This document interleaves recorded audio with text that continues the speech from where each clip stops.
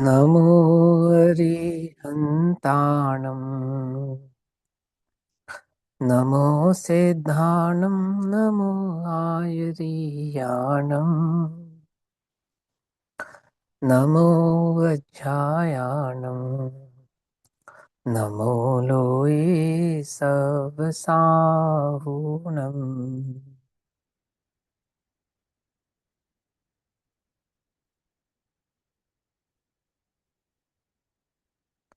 मङ्गलं भगवान् वीरो मङ्गलं गौतमौगणी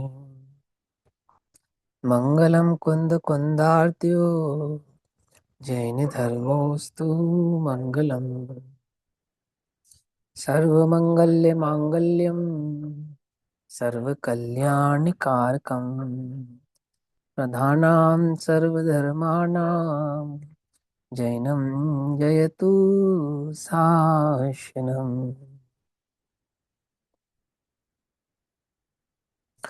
तज्जयति परं ज्योतिः समं समस्तैरनन्तपर्याये दर्पणतलैव सकला प्रतिफलति पदार्थमालिका यत्र।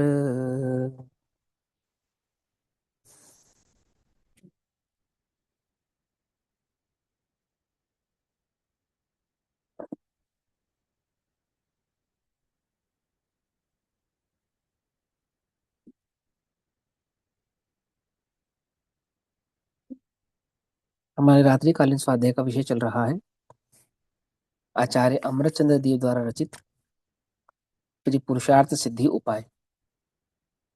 पुरुषार्थ सिद्धि उपाय का स्वाध्याय हम सभी सम्यक चारित अधिकार के अंतर्गत मुनि धर्म के स्वरूप की चर्चा करते हुए समझ रहे हैं।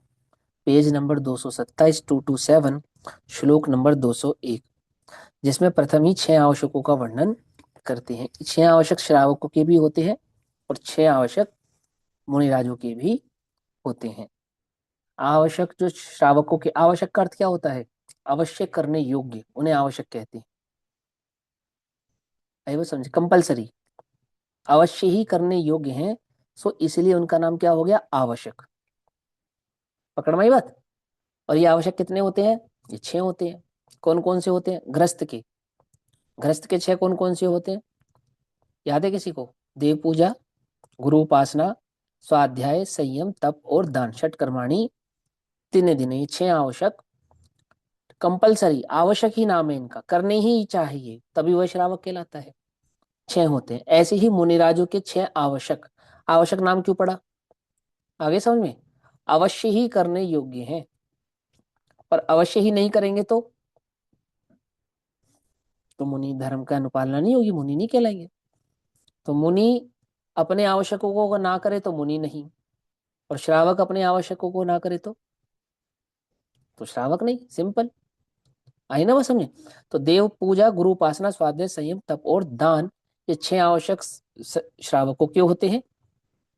और यहाँ जो 6 आवश्यक होंगे, प्रतिक्रमण, प्रत्याख्यान आदि, ये जो 6 आवश्यक हैं ये साधुओं के होते हैं। मुनि धर्म का स्वरूप यहाँ पर समझा रहे हैं। क्यों समझा रहे हैं? क्योंकि श्रावक को श्रावक बनने का उपदेश नहीं दिया है। उपदेश तो श्रावक को भी मुनि बनने का ही है।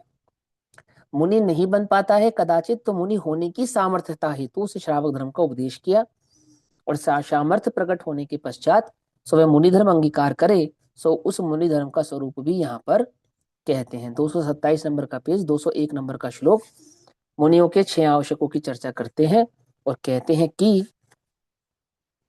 इदमावश्यकष्टकम समस समतास्तवंदना प्रतिक्रमणम प्रत्याख्यानां वपुषो वयुस्सर्ग शचेति कर्तव्यम। अर्थात समता, स्तवन, वंदना और प्रतिक्रमणा कर्मणम अर्थात प्रतिक्रमण, प्रत्याख्यानम अर्थात प्रत्याख्यान, और वपुषो वयुत्सर्ग अर्थात कायोत्सर्ग इति, इस प्रकार यह 6 आवश्यक करना चाहिए। किसको करना चाहिए है? कि प्रत्येक साधुओं के ये 6 आवश्यक हैं, उन्हें ये आवश्यक करना चाहिए। करना चाहिए क्या? वो सहज ही होते हैं। मुनिराजों की सहज प्रवृत्ति है वो। उस सहज प्रवृत्ति का नाम वहां पर आवश्यक, ऐसा कहा। तो वो सहज प्रवृत्ति किस प्रकार की है?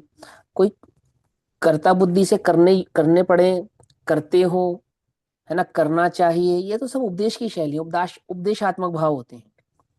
वो जीवन की सहज वृत्ति है, उनकी सहज प्रवृत्ति है। जैसे अब हम सुबह उठते हैं तो सहज प्रवृत्ति हमारी क्या, हमें भूख लगती है, शौच को जाते हैं, स्नान आदि करते हैं, इसको थोड़ी ना हमें कुछ लगता है, सहज ही प्रवृत्ति हमारी, सहज ही प्रवृत्ति से करते हैं। ऐसे ही मुनिराजों का वो सहज जीवन है, बिल्कुल सहज। और वो जो सहज जीवन है वो छह आवश्यक रूप होता है। तो छह आवश्यकों का स्वरूप कहते हुए कहते हैं समता। जो निरंतर समता भाव को धारण करे, ऐसे वे मुनिराज होते हैं।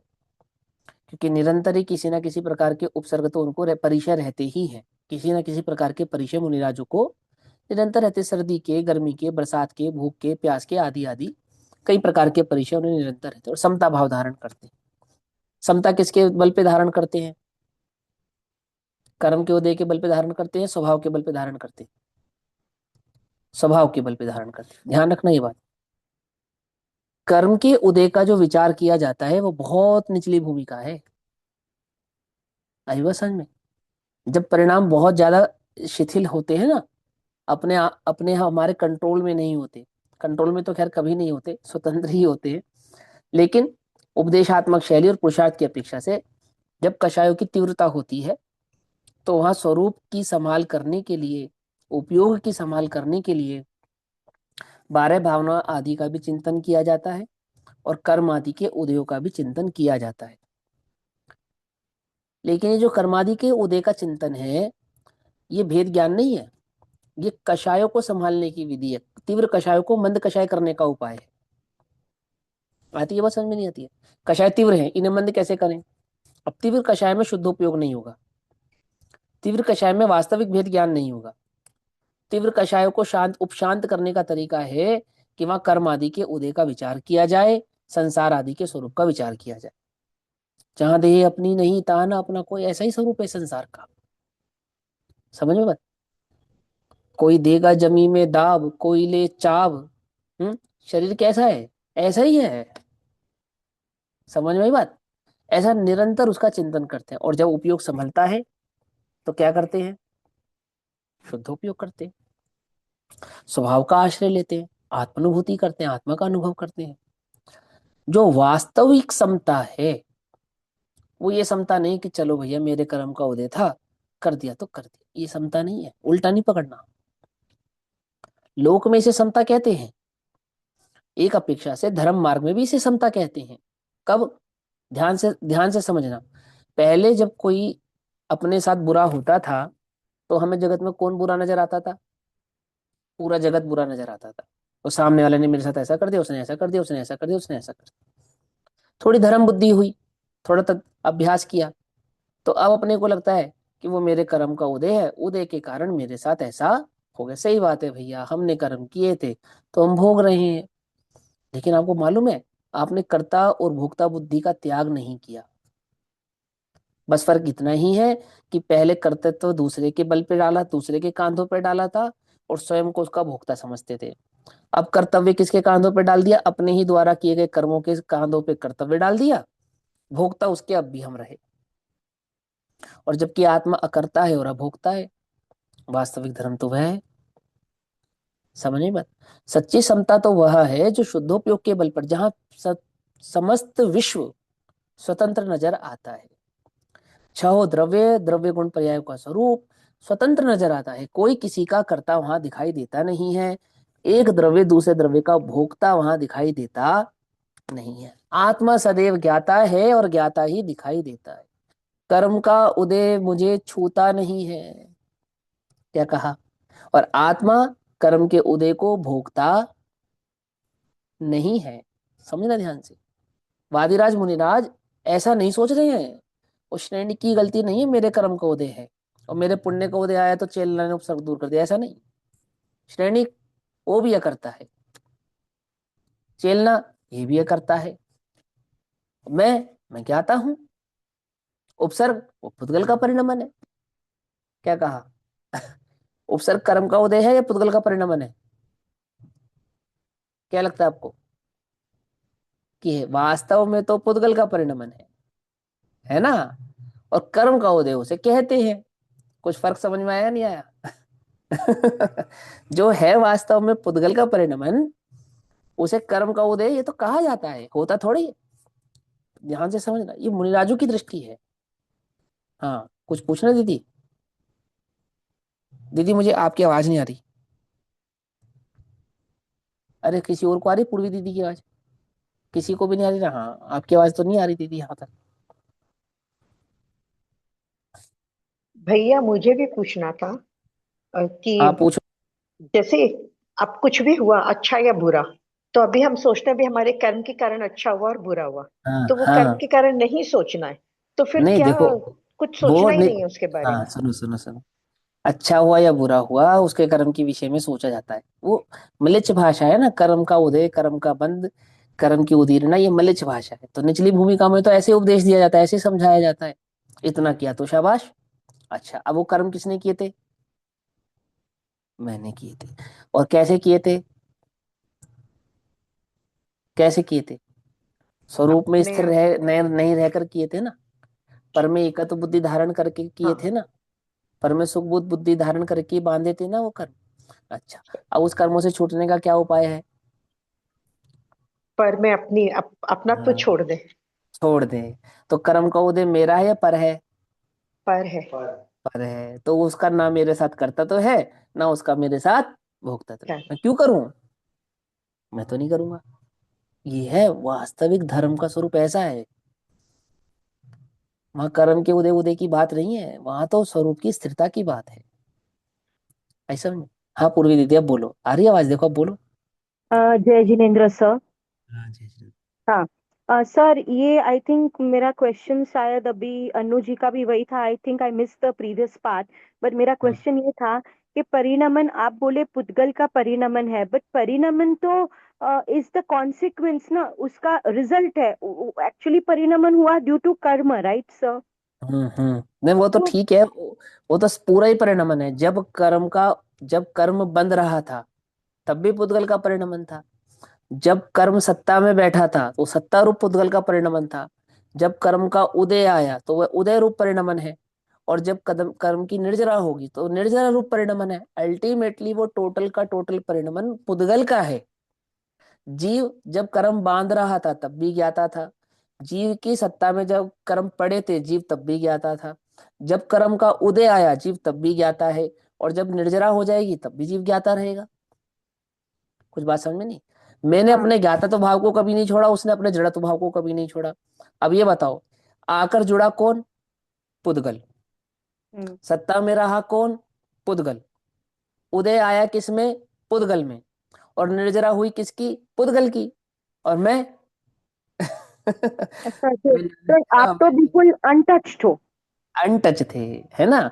वो अनटच की दृष्टि करे वो धर्म का स्वरूप है। वो अनटच की दृष्टि समझाना, वहां तक लाना, वहां तक लाने के लिए ये कर्म का सहारा लेना पड़ा।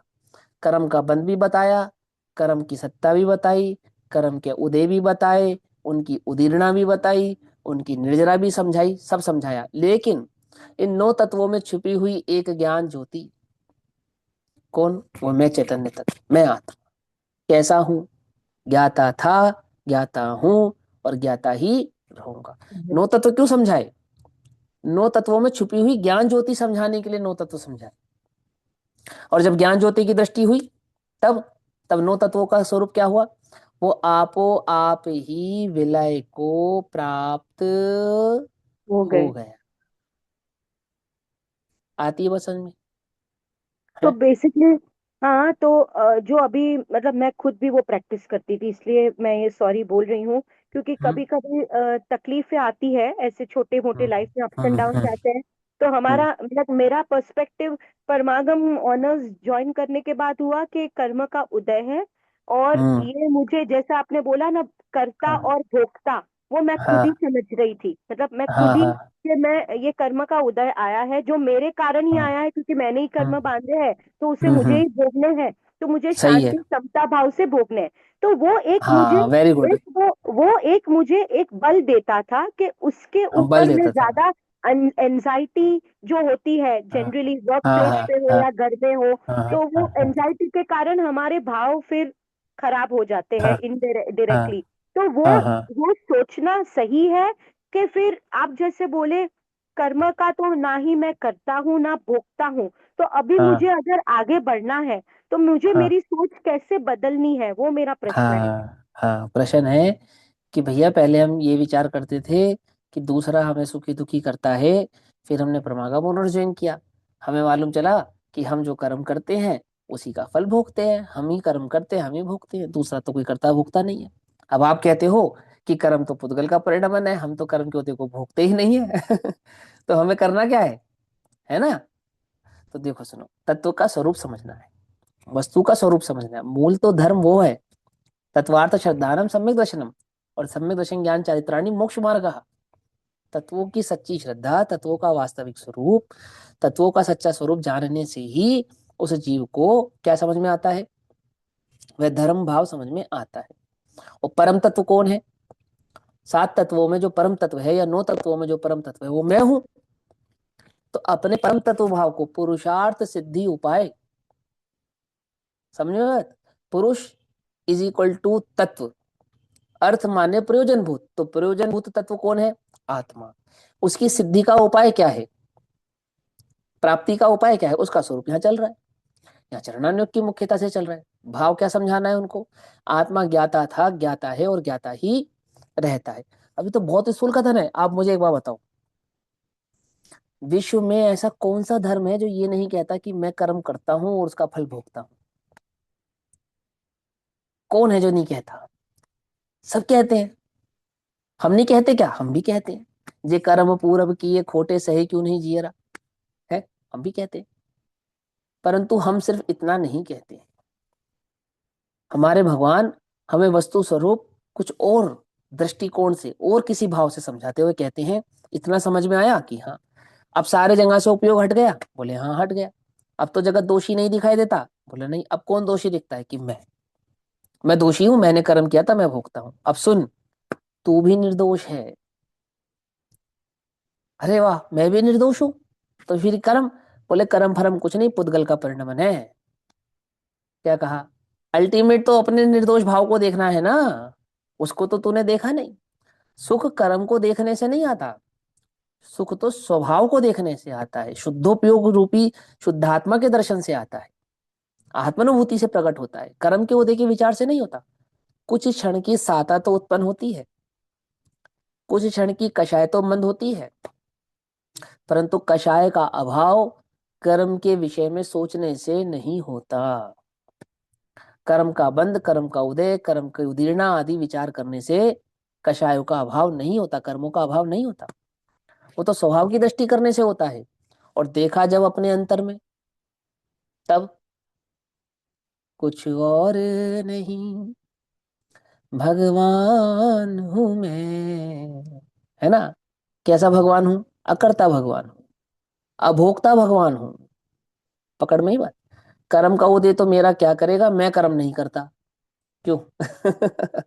और कर्म का उदय को तो मैं क्या भोगूंगा? कर्म का एक द्रव्य दूसरे द्रव्य को भोग नहीं सकता। वो वास्तविक दृष्टि, वो वास्तविक क्षमता है उन मुनिराजों की, उस ज्ञानी की। समझ बात? बहुत इनिशियल स्टेज है जहां हम आपको ये समझाएंगे कि कर्म का उदय है सारे जगत से उपयोग को हटाने के लिए, तुझ तक लेकर आए। और जब तेरा सिमट गया अपने आप, अपनी तरफ तेरा उपयोग आया, तो अब स्वभाव की ओर लेकर जा रहे हैं और बतला रहे हैं कि कर्म आदि का कर्ता तू नहीं है, कर्म आदि का भोक्ता तू नहीं है, कर्म आदि के बंध का कर्ता भी तू नहीं है। कब है? जब तू अपने को नहीं देखता, बाहर देखता है, तब है। और जब तू अपने को देखता है तब न कर्म है, न कर्म का उदय है, न कर्म का बंध है, न उदय है उदीर्णा कुछ नहीं है, बस एक मैं हूं और कुछ नहीं। समझे बात? कर्म का उदय है, इसका विचार किया जाता है कब? जब कषाय तीव्र होती है तब। और जब कषाय शांत हो जाए तब स्वभाव का निर्णय किया जाता है, शुद्धोपयोग किया जाता है, स्वरूप की अनुभूति की जाती है, स्वरूप की दृष्टि की जाती है। खाली कर्म के उदय में विचार करके अपना समय पास नहीं किया जाता, टाइम पास नहीं किया जाता। कब तक करना है कर्म? बोलो, कर्म करते रहना है या कर्म का अभाव करना है? हम्म? कर्म करते रहना कर्म है या कर्म कर्म का का अभाव अभाव करना है? करना। अभाव अभाव कर। करना है। और अभाव पर का मार्ग भैया क्या है? कर्म का भैया भोगते तो है ही ना। आज शरीर में यदि कोई प्रॉब्लम हो गई, तकलीफ हुई, तो अपन को ही तो, हम्म। अपन ही तो भुगत रहे हैं ना उसको। वो तो कब तक मतलब भुगत रहे हैं? आप। जब तक स्वभाव में स्थित नहीं है तब तक भुगत रहे हैं बस। क्या समझे? जब तक हम स्वभाव में स्थित नहीं है तब तक हम भोगता है ही। अशुद्धोपयोग रूप परिणमित होता हुआ आत्मा ही अशुद्ध है। अपने उपयोग का करता तो आत्मा ही है ना। उपयोग किसका लक्षण है? आत्मा का लक्षण है या द्रव्य का, पुद्गल का लक्षण है? उपयोग किसका लक्षण है? आत्मा का लक्षण है, मेरा लक्षण है। आत्मा का। और जहां मेरा उपयोग होगा उसी का मैं कर्ता कहलाऊंगा। जहां मेरा उपयोग होगा उसी का मैं कर्ता कहलाऊंगा। अभी उपयोग कहाँ है? शरीर में, तो शरीर के कर्ता कहलाओगे। उदय में तो उदय के कर्ता कहलाओगे। और स्वभाव में तब शरीर का क्या होगा? कुछ नहीं होगा, पुद्गल का परिणमन हो जाएगा वो। मुनिराजु के पास शरीर है, शरीर के कर्ता नहीं है। मुनिराजों के पास कर्म का उदय है, उदय के भोक्ता नहीं है। मुनि सकल व्रति बड़ भागी, भव भोगन ते बैरागी। समझ में बात? कब तक भोगता है? जब तक वहां बुद्धि है, जब तक वहां दृष्टि है तब तक भोगता है। जहां बुद्धि नहीं है, जहां दृष्टि नहीं है, जहां उपयोग नहीं है, उसका जीव भोगता भी नहीं। नहीं है। सीधी सी सुंदर। बात है। समझे या नहीं समझ में बात? जहां उपयोग लगा है, कि किसी ने तुमको तुम्हारी बुराई कर दी, अब वो 1 सेकंड की बुराई थी, वो तो करके चला गया, लेकिन तुम्हारा उपयोग वहीं रह गया। अब तुम कब तक भोगोगे उसको? है? उदय कितनी देर का था? काफी समय तक सोचते रहेंगे उसके बारे में। उदय कितनी देर का था? वो वास्तव में उदय तो 1 सेकंड का था, 1 मिनट का था। कहने वाला भी भूल गया, सुनने वाले भी भूल गए, पर हमें हमें तो याद रहा। और हम कब तक भोगते रहे? जब तक हमारा उपयोग वहां रहा तब तक हम उसे भोगते रहे, दुखी होते रहे, होते रहे। और फिर 20 साल बाद हमने कहा, वो मवाद जैसा निकला हमारे अंदर से, गंदगी जैसा है। और उसने कहा, अरे मैंने कब कहा था, मुझे तो याद भी नहीं। वो तो कहकर ही भूल गया। वो 4 लोग खड़े थे, वो 4 लोग कहे, हमें तो ध्यान नहीं। और तू, उन्हें अपना कितना समय बर्बाद किया। क्योंकि जीव वास्तव में अपने उपयोग का भोगता है। समझे? अपने उपयोग का भोगता। उपसर्ग के भोक्ता मुनिराज नहीं। उपसर्ग के काल में भी शुद्धात्मा के शुद्धोपयोग के भोक्ता मुनिराज हैं। समझ में ये बात? मुनिराज उपसर्गों को भोगते नहीं है। उपसर्ग तो कर्म का उदय मात्र है।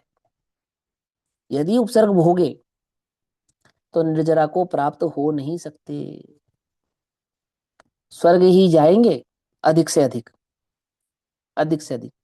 आर्त ध्यान रौद्र ध्यान से भोगे तो त्रियंच नरक आदि गतियों में जाते हैं। समता भाव से भोगे तो स्वर्ग चले जाते हैं। और निर्जरा मोक्ष कब जाते हैं? जब वे उपसर्ग को भोगते नहीं है तब जाते हैं। तो किसे भोगते हैं? जो शुद्धोपयोग को भोग करते हैं, शुद्धात्मा का भोग करते हैं, तो मोक्ष जाते हैं। कुछ बात समझ में ही नहीं? और कैसे भोगते हैं? कि जहां उपयोग होता है उसी का जीव भोगता होता है। अभी तुम क्या कर रहे हो? कहाँ है तुम्हारा उपयोग? अब मान लो तुम्हारे साथ कोई टेंशन हो, किसी तरह की कोई परेशानी हो, तो चली जाएगी पूरी क्लास, लेकिन तुम्हें एक शब्द सुनाई नहीं देगा, जबकि कान यही है, तुम यही हो, आंख यही है। सुनाई कुछ नहीं देगा, क्योंकि तुम भोक्ता उपयोग के हो। जहां उपयोग होगा वो सुनाई भी देगा, वो दिखाई भी देगा, उसका स्वाद भी आएगा, उसका आनंद भी आएगा, उसकी अनुभूति भी होगी। आत्मा की अनुभूति कैसे करते हैं? जब उपयोग उपयोग का भोक्ता होता है तो आत्मा का अनुभव होता है। क्या? समझ में बात नहीं समझे? माने उपयोग उपयोग में स्थिर होता है तो आत्मा का अनुभव होता है। उपयोग बाहर स्थिर होता है तो बाहर का अनुभव होता है। उपयोग अपयश में होता है तो अपयश का अनुभव होता है। आती है बात समझ में? है? ऐसा ही वस्तु का स्वरूप है। अब यहाँ मुनिराजों के संदर्भ में समझाते हैं कि मुनिराजों के 6 आवश्यकों में सबसे पहला आवश्यक है समता। हमारे आवश्यकों में सबसे पहला आवश्यक कौन सा है? देव देव पूजा। पूजा। हाँ, देव कब करती पूजा, हो दीदी गुरु देव पूजा? उपासना, स्वाध्याय, संयम, तप, दान। देव पूजा कब करती हो? देव पूजा का समय बताओ। देव पूजा का समय बताओ, कब करते हो देव पूजा? सुबह सबसे सुबह या हम पहले। सबसे? सुबह हाँ, और सबसे पहले संध्या उठते काल हैं देव में। पूजा करते हैं। हाँ, सुबह और संध्या काल। कितनी कितनी देर के लिए करते हो?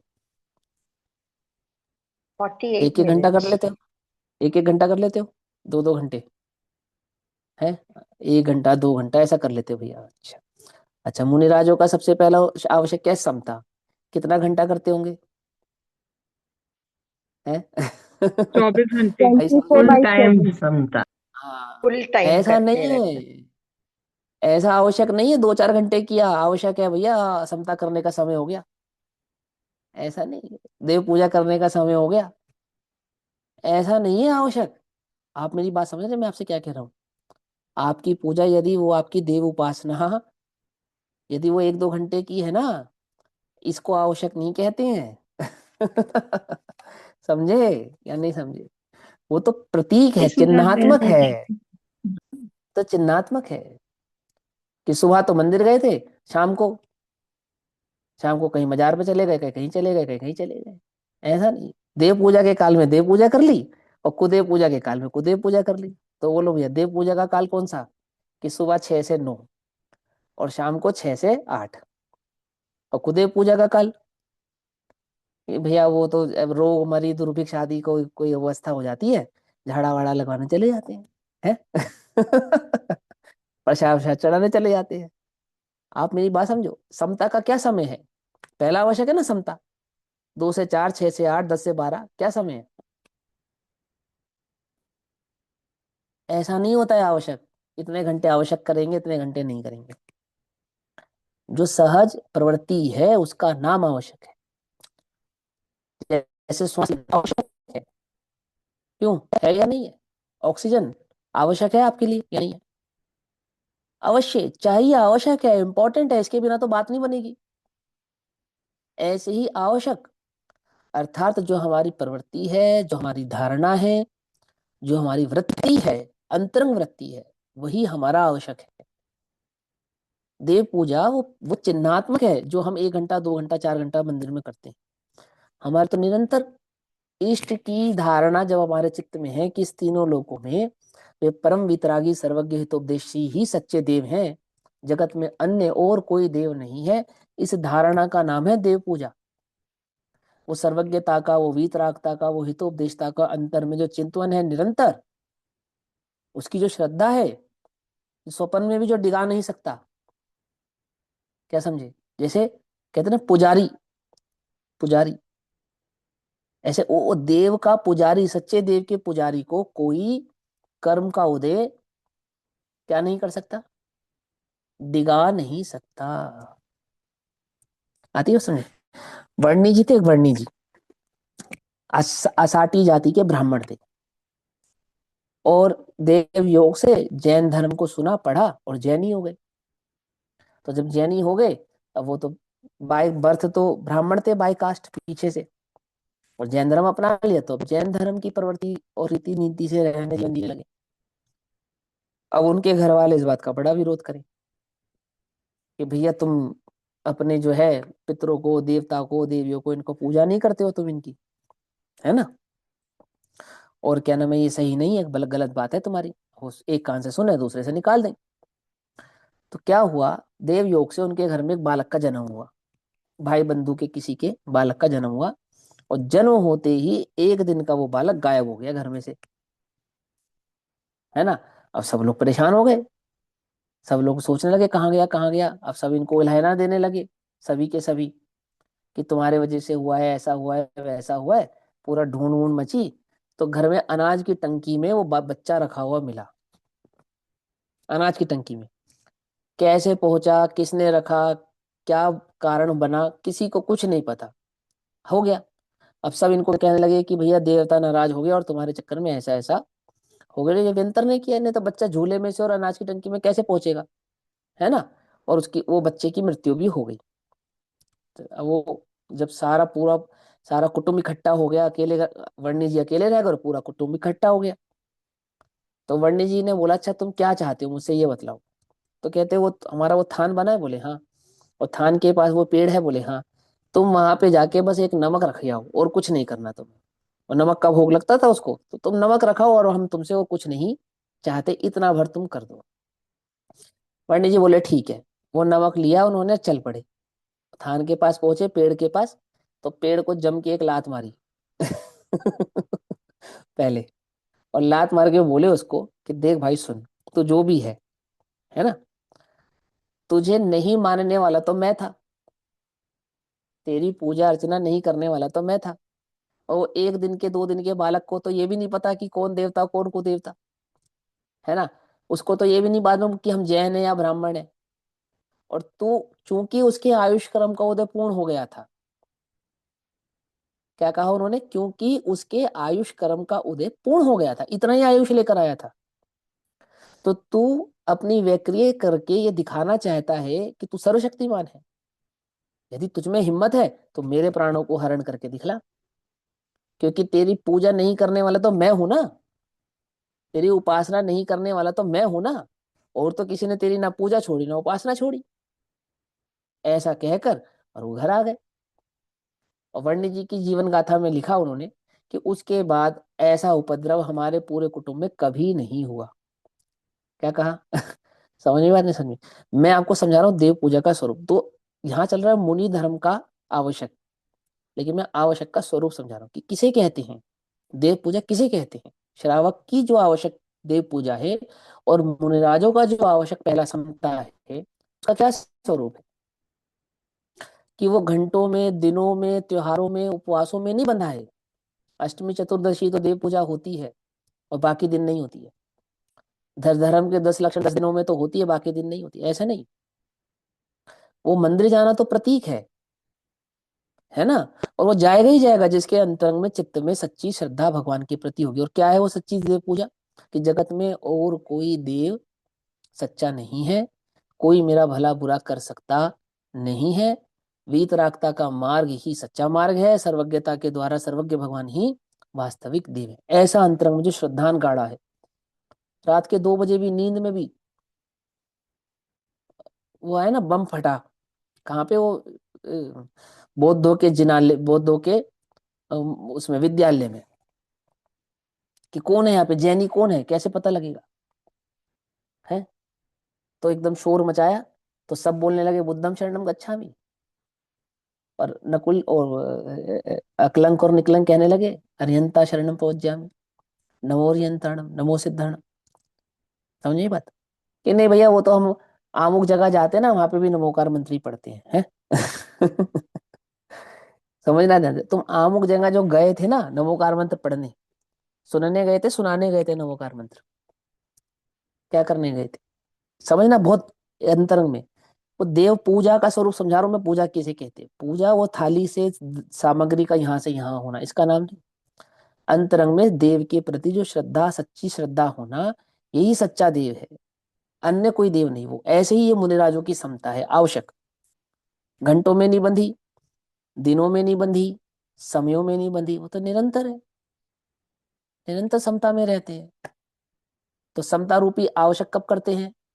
वो सहज वृत्ति है, वो सहज प्रवृत्ति है, वर्तती ही है। क्या है उसका स्वरूप? राग द्वेष रहित साम्य भाव रखना। कब रखना? जब राग का कारण बने तब रखना, या जब द्वेष का कारण बने तब रखना? कारणों की परवाह नहीं है कि कारण बनेगा तो रखेंगे, वो तो है। कौन जानता है कौन कब कारण खड़ा होगा, बोलो? कोई जानता है? नहीं जानता है। आपने देखा होगा, आपका किसी से द्वेष हो और आप उसके बारे में बहुत नेगेटिव नेगेटिव नेगेटिव सोच रहे हो, अब मिल गया तो ऐसा करूंगा, वैसा ऐसा ऐसा ऐसा, खूब सोच रहे हो। और बाय चांस उससे आपका सामना हो जाए और वो कुछ ना करे, तो भी आप उस पर बरस पड़ते हैं। पढ़ते नहीं पढ़ते, बरस एकदम से बरस जाते हैं उसके ऊपर। क्यों?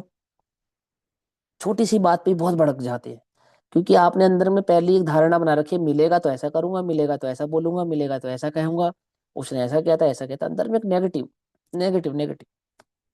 और जब वो प्रसंग बनता है, नहीं भी बनता है, सिर्फ सामने हो जाता है, तो भड़क जाते हैं। मैं समता करूंगा, उदय आएगा तो मैं समता करूंगा, ऐसा विचार करेंगे क्या?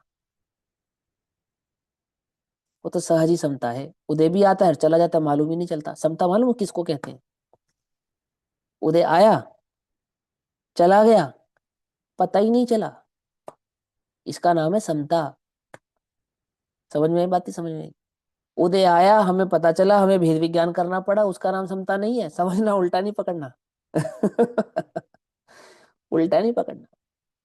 थाली आई, नमक नहीं था भोजन में, खाया। माँ बताती है, अरे भैया आज भोजन में नमक नहीं था। 6 महीना भोजन में नमक नहीं रहा, मालूम ही नहीं। क्यों? उपयोग ही नहीं है ना वहां, उपयोग ही नहीं है वहां। कहाँ है उपयोग? अपने कार्य में।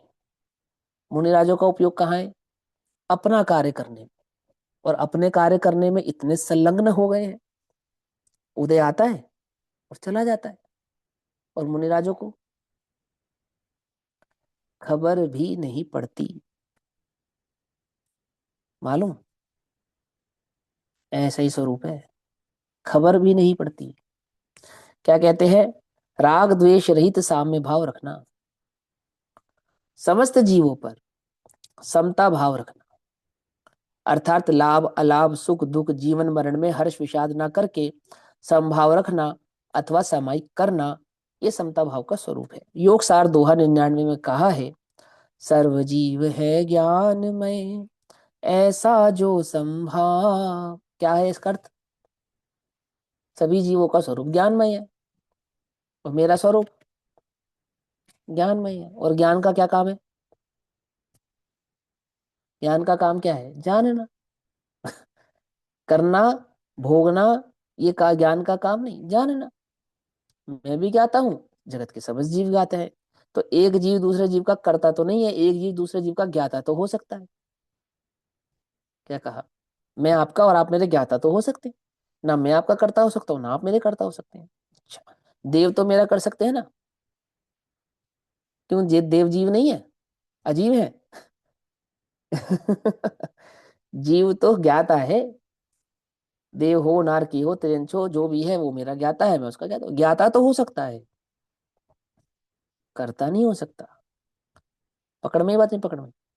सर्व जीव है ज्ञानमय ऐसा जो संभाव, वह समायिक जिन कहीं प्रकट करत भव पार।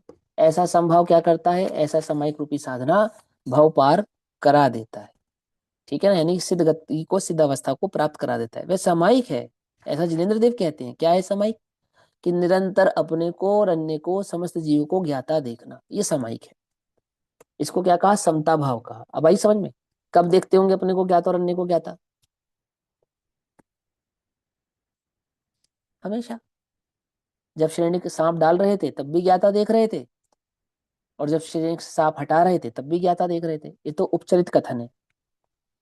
वास्तव में पता है क्या हो रहा था? जब श्रेणी सांप डाल रहे थे तब भी नहीं पता था उन्हें, और जब श्रेणी ने सांप हटाया तब भी नहीं पता था उन्हें। वह तो अपनी मस्ती में मस्त थे, या तो शुद्धोपयोग में या आत्मा के चिंतन में, बस।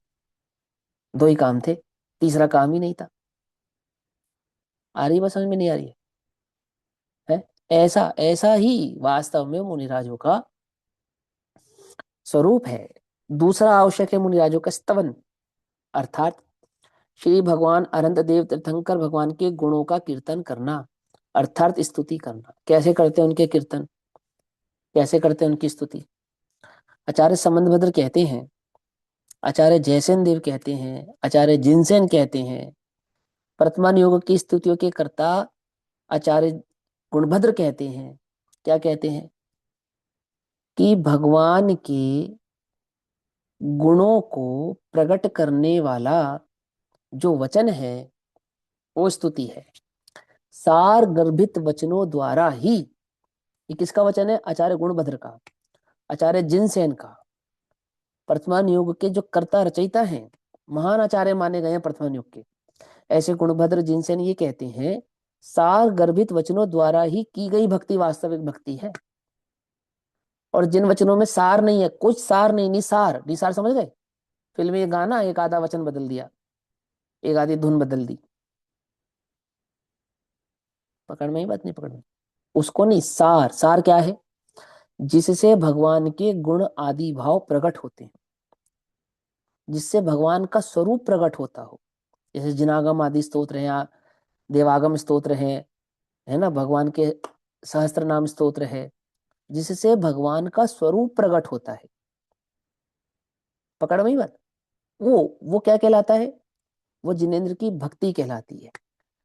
हे भगवान तुम मेरे कर्ता हो, तुम मुझे संसार में सुख आदि देते हो, ये सब नहीं, ये सब नहीं।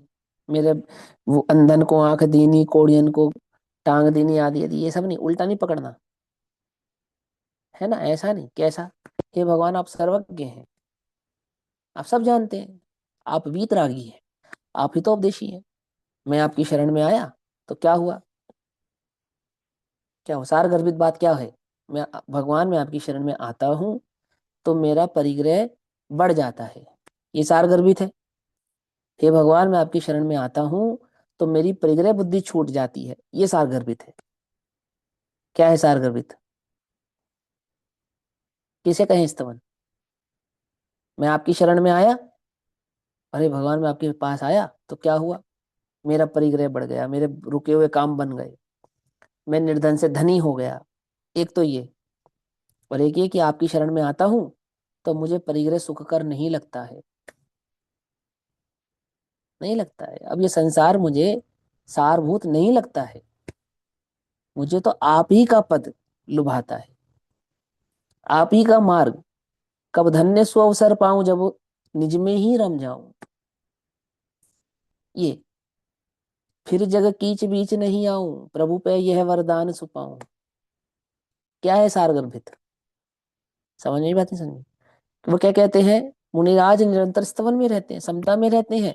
दूसरा आवश्यक उनका क्या है? स्तवन करते हैं, अर्थात भगवान के द्रव्य गुण पर्याय का निरंतर चिंतन करते हैं। जो जान दी अरहंतम दब्बत गुणत पज्जयते हिम, सो जान दी अप्पाणम मोह खलु जादि तत्सलयम। क्या है भगवान के स्तवन? अर्थात द्रव्य गुण पर्याय द्वारा जिनेन्द्र भगवान के स्वरूप का जो चिंतन किया जाता है, उनके स्वरूप का जो स्मरण किया जाता है, उनके द्वारा कथित मोक्ष मार्ग का जो चिंतन किया जाता है, वो क्या कहलाता है? वो भगवान का स्तवन कहलाता है। बस, सिंपल। समझ बात, नहीं समझे? आचार्य अमरचंद्र देव, आचार्य जयसेन देव नमस्कार करते हैं ना मंगलाचरण में, आचार्य कुंद कुंद देव नमस्कार करते हैं अरिहंतों को। कैसे करते हैं? नमः श्री वर्धमान आया, समंत भद्राचार्य नमस्कार कर रहे हैं। किसको? भगवान महावीर स्वामी को। कहाँ पे? रत्नाकर्ण श्रावकाचार में। कैसे कर रहे हैं? नमः श्री वर्धमान आया, निर्द्युत्म कलीलात्मने, सालोका नाम त्रिलोका नाम यद विद्या दर्पणाय थे। क्या अर्थ है इसका? मैं वर्धमान भगवान को नमस्कार करता हूं। है? क्यों नमस्कार करता हूं? कि उनको नमस्कार करने से मिथ्याद्वादी कषाय आदि कालिमा नाश को प्राप्त हो जाती है। उनका जो केवल ज्ञान है वो कैसा है? जिसमें लोकालोक दर्पण की भांति झलकता है। उनके केवल ज्ञान में क्या है? पाप की, राग की, द्वेष की, अन्य भावों की कालिमा नहीं है, निर्मल है। समझ में बात, नहीं समझ में? ऐसे उन भगवान को जहाँ पे प्रभाव की कालिमा नहीं है, मिथ्यात की कालिमा नहीं है, कषाय की कालिमा नहीं है, जो केवल ज्ञान स्वरूप है, समस्त लोकालोक उसमें झलकता है, ऐसे भगवान वर्धमान को मैं नमस्कार करता हूँ। तज्जयति परम ज्योति ही समम समस्तैरनंतारम। तज्जते ही परम ज्योति, है ना, समम समस्तैर पर्याय, अनंत समस्ते पर्याय। पर्याय, हाँ, समम समस्ते पर्याय। और दर्पण तलिव सकला प्रतिफलति पदार्थ मालिक। दर्पण की भांति, शीशे की भांति, जैसे दर्पण में पदार्थ ऐसे दिखता है मानो दर्पण में ही हो, ऐसे आपके केवल ज्ञान में समस्त लोकालोक ऐसा नजर आता है जैसे लोग आपके ज्ञान में ही विराजमान है। ऐसी परम ज्योति में, उस केवल ज्ञान में ज्योति को मैं नमस्कार करता हूँ। समझ में बात? भगवान दिखते हैं तुम्हें, केवल ज्ञानी दिखते हैं। क्या दिखते हैं? स्तवन। भगवान याद आए तो केवल ज्ञान याद आना चाहिए। कैसा है केवल ज्ञान का स्वरूप? क्या है केवल ज्ञान? किसे कहना केवल ज्ञान का क्या है लक्षण?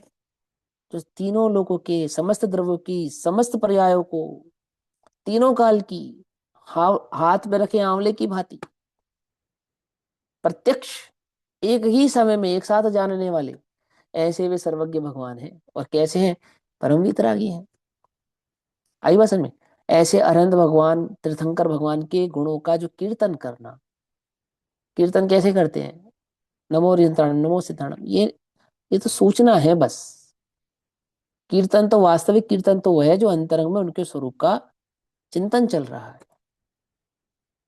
केवल ज्ञान का जो स्वरूप है, सिर्फ इतनी सी बात कि वो सब कुछ जानता है। तुम सिर्फ 15 मिनट बैठ के इसकी कल्पना करो, कल्पना भर। सब कुछ जानता है मतलब क्या? सब कुछ जानता है मतलब क्या? मेरी आंख झपकने वाली ये भी जानता है। हवा चलेगी तो कौन सा बाल हिलेगा ये भी जानता है केवल ज्ञान। है? क्या लगता है आपको, जानता होगा नहीं जानता होगा? 1 घंटे बाद हवा चलेगी, अरे सुबह नहाते समय कौन सा बाल टूट के गिरेगा, ये केवल ज्ञान को मालूम है नहीं मालूम है? ये कैसी बात कर रहे हो भैया, है? अरे तुम कल्पना कर कर देखो, मालूम है या नहीं मालूम है? ये विचार कर कर देखो एक बार तुम। ऐसा विचार करे कि हाँ, ऐसा विचार कर कर देखो तो सही, तुम्हें मालूम चलेगा केवल ज्ञान किसे कहना है, उसका स्वरूप क्या है। कितने बज के कितने मिनट पर कौन सा बाल टूटेगा केवल ज्ञान को मालूम है?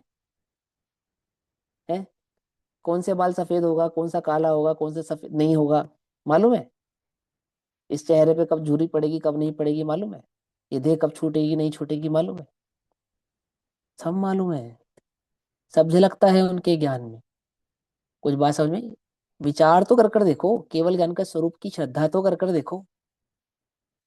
इसे क्या कहते हैं? इसे वो निरंतर उनके स्वरूप का जो अंतरंग में चिंतन चल रहा है, शुद्धोपयोग नहीं है तो स्वरूप का चिंतन है, भगवान के स्वरूप का चिंतन है। वो जो चिंतन है भगवान के स्वरूप का, वो जो श्रद्धा है उन भगवान की, वो क्या कहलाती है? वो स्तवन कहलाती है। श्री भगवान अनंत देव तीर्थंकर भगवान के गुणों का कीर्तन करना। क्या है उनके गुण? गुण वो है जो कभी साथ नहीं छोड़ते। वो गुण नहीं है जो छोड़ छूट जाते हैं। हे भगवान, आप जमीन से 4 अंगुल ऊपर चलते हैं, आपके शरीर में पसीना नहीं आता, आपका रक्त श्वेत है, आपके पीछे आभा मंडल है, 3 छत्र हैं, 64 चंवर हैं, 100 इंद्र आपके चरणों में झुकते हैं, इसलिए तो मैं आपको नमस्कार नहीं करता। कौन कह रहा है? आचार्य समझभद्र कह रहे हैं। तो किस लिए करता हूं? आप सर्वज्ञ हैं, आप वीतरागी हैं, आप हितोपदेशी हैं। ऐसा लक्षण मुझे जगत में किसी और, किसी अन्य देवों में नजर आता नहीं है। ये दुंदुभी, ये आकाश में स्थिर रहना, ये तो अन्य देवों के भी देखा जाता है, ये तो मायावियों के भी देखा जाता है। लेकिन ये सर्वज्ञता, ये वीतरागता, ये हितोपदेशता, ये दिखाई नहीं देती। ये अन्यों में मुझे दिखाई देती नहीं, ये तो आप ही में दिखाई देती है। समझ में आई बात नहीं? समझ है? भगवान 4 अंगुल ऊपर उठ गए आकाश में, तो बोले इसमें क्या आश्चर्य है? इसमें कोई आश्चर्य नहीं। ये तो देवों के भी होता है, देव भी आकाश में ही रहते हैं। और देव छोड़ो, उन्होंने पता क्या कहा? आकाश में तो पक्षी भी उड़ते हैं। किसने कहा? आचार्य समंत ने देवागम स्तोत्र में क्या कहा? खगहा, वो कह रहे आकाश में तो पक्षी भी उड़ते हैं। उसमें क्या दम है? आकाश में है तो आप है, तो दम किसमें? बोले जो वीतरागता है वो वहां वो नहीं नजर आती, वो ना देवों में नजर आती ना वो पक्षियों में नजर आती, वो तो आप में नजर आती है। ये जो सर्वज्ञता है ये तो आपका गुण है, आप ही का गुण है। आप वीतरागी है ना, आप ही सर्वज्ञ हो सकते हैं। वीतरागी हुए बिना सर्वज्ञ नहीं हो सकता कोई। ये तो आप ही का गुण है, आप ही हो सकते हैं। और इसीलिए आप ही सच्चे हित के उपदेशक भी हो सकते हैं। बिना सर्वज्ञ हुए, बिना वितरागी हुए कोई सच्चे हित का उपदेश दे सकता नहीं है। एक बार मैंने लिखा था एक भक्ति में कि हे भगवान, आप आकाश में 4 अंगुल ऊपर विराजते हैं। तो क्यों विराजते हैं? कि जब आपकी दिव्य ध्वनि में, है ना, वो जो तत्वों का स्वरूप खिरा, तो जब आपने आकाश द्रव्य का स्वरूप बतलाया, तो अपने स्वरूप को जानकर, आकाश जीव नहीं है। आकाश द्रव्य जीव द्रव्य नहीं है। तो कल्पना है कि जब अपने आपके मुख से, आपके श्री मुख से अपने स्वरूप का वर्णन आकाश द्रव्य ने सुना, तो इतना प्रसन्न हुआ कि वो स्वयं ही सिंहासन के रूप में विराजमान हो गया। अर्थात आकाश ही सिंहासन हो गया। तो क्यों हो गया? आपके मुख से अपना स्वरूप जानकर। समझे नहीं समझे क्या कहा? आपके मुख से अपना स्वरूप जानकर आकाश ही सिंहासन हो गया। ऐसा, ऐसे स्वरूप को जानने वाले आप वीतरागी भगवान है और मैं आपको नमस्कार करता हूँ। समझ नहीं बात? क्या कहते हैं स्तवन? किसे कहना? भगवान के गुणों का कीर्तन करना अर्थात स्तुति करना। यह स्तवन अर्थात ये स्तव व्यवहार स्तव और निश्चय स्तव के भेद से दो प्रकार का होता है। एक व्यवहार स्तवन होता है, एक निश्चय स्तवन होता है। निश्चय स्तवन तो शुद्धोपयोग का नाम है, सीधी सीधी सी बात। और व्यवहार स्तवन क्या है? कि भगवान के गुणों का स्मरण करना, उनके गुणों को याद करना, भक्ति में सर को झुकाना, उनको देखकर मन वचन काया की प्रवृत्ति उसके अनुसार होना, मन में उनका चिंतन होना, वचन से उनके गुणों का भाव प्रकट करना, और काया से उनके समक्ष हाथ जोड़ना, सर झुकाना, साष्टांग अष्टांग आदि उनको नमस्कार करना, ये सब व्यवहार चिंतन या व्यवहार स्तवन कहलाता है। तीसरा है वंदना। वंदना पंच परमेष्टि को प्रत्यक्ष अथवा परोक्ष रूप से साष्टांग नमस्कार करना, ये वंदना कहलाती है। अब स्तवन और वंदना में क्या अंतर है? बस इतना ही अंतर है। स्तवन वहां गुणों का चिंतन हो रहा है, उनके वास्तविक स्वरूप का चिंतन हो रहा है, और वंदना में हम उनको साक्षात षष्टांग अष्टांग आदि भाव से नमस्कार कर रहे हैं। ये उनकी वंदना है। ये वंदना भी आवश्यक है सुबह और शाम। देखो जैसे तुम्हारे देव पूजा है ना, ऐसे मुनि राजों की 3 समय की वंदना है, करते ही करते हैं। समझ में बात है? समझ में? तो वो जो छठ आवश्यक है वो भी क्या है? वो जो मुनि धर्म में तुम पालन करने वाले हो उसका छोटा स्वरूप है। पकड़ में ही बात? नहीं पकड़ में? क्योंकि वो 6 आवश्यक मुनि धर्म में भी पालन करोगे, और उन 6 आवश्यक तुमने श्रावक धर्म में भी पालन किया। तो श्रावक धर्म में जो तुम्हारा 6 आवश्यकों में वंदना है, वो देव दर्शन आदि है, गुरु उपासना आदि, वो कैसी? ऐसी इनकी वंदना है। आचार्य को नमस्कार करना, अपने से बड़े साधुओं को भी नमस्कार करना, उपाध्याय को नमस्कार करना, अनंत और सिद्धों को नमस्कार करना, है ना? प्रतिक्रमण करने से पूर्व नमस्कार करना, प्रतिक्रमण करने के पश्चात नमस्कार करना, स्तवन करना, उनका स्मरण करना, आहार आदि करने से पूर्व, गमन आदि करने से पूर्व, ध्यान आदि प्रकट करने से पूर्व तथा पश्चात पंच परमेष्टि का स्मरण करना, उन्हें मन वचन काया से नमस्कार करना, है ना? उनके गुणों का चिंतन करना। ये कैसा है? बस यही काम रहता है उनको, यही आवश्यक है उनका, निरंतर ऐसे ही जीवन है। शुद्धोपयोग नहीं कर रहे हैं तो क्या कर रहे हैं? जो भी कर रहे हैं, स्तवन कर रहे हैं, वंदन कर रहे हैं, है ना? और ये आदि भाव को कर रहे हैं, समता आदि भाव से विचर रहे हैं। चौथे नंबर का आवश्यक है मुनिराजों का प्रतिक्रमण। अब प्रतिक्रमण के मैं यहाँ पे पढ़ देता हूँ, उसका स्वरूप मैं आपको कल विस्तार से समझाऊंगा, अभी समय हो गया, ठीक है ना? अभी यहाँ जो लिखा है मैं बतला देता हूँ। वैसे एक सिंपल सी बात समझाता हूँ। प्रतिक्रमण एक होता है अतिक्रमण, माने मर्यादा का उल्लंघन करना, उसको कहते हैं अतिक्रमण, और मर्यादा में आ जाना, इसका नाम है प्रतिक्रमण। सिंपल। तो क्या है मुनिराजों की मर्यादा? कि वास्तविक मर्यादा तो शुद्धोपयोग है, कि भैया हर चीज उनकी शुद्धोपयोगी है, कि हाँ हर चीज उनकी नहीं, एक शुद्धोपयोग ही है बस। हर चीज है ही नहीं उनके पास, एक ही चीज है, उपयोग, शुद्धोपयोग, बस, दूसरी कोई चीज नहीं। बाकी सब चीजें तो उपचरित हैं, उपचार से कही गई हैं, ठीक? प्रतिक्रमण प्रमाद से अपने किए हुए दोष का, अपने से किए गए जो दोष हैं, गलती से, प्रमाद से, है ना, पश्चाताप करना, अर्थात अपने से कोई दोष या भूल हो जाए तो उसे अपने गुरु के समक्ष प्रकट करके उस भूल को स्वीकार कर लेना, यही प्रतिक्रमण है, ठीक? अब इसका क्या स्वरूप है, तो इसके स्वरूप का विस्तार भाव हम कल पढ़ेंगे, भी समय हुआ। तब तक के लिए सभी को जय जिनेन्द्र। ओम नमः सिद्धेभ्यः।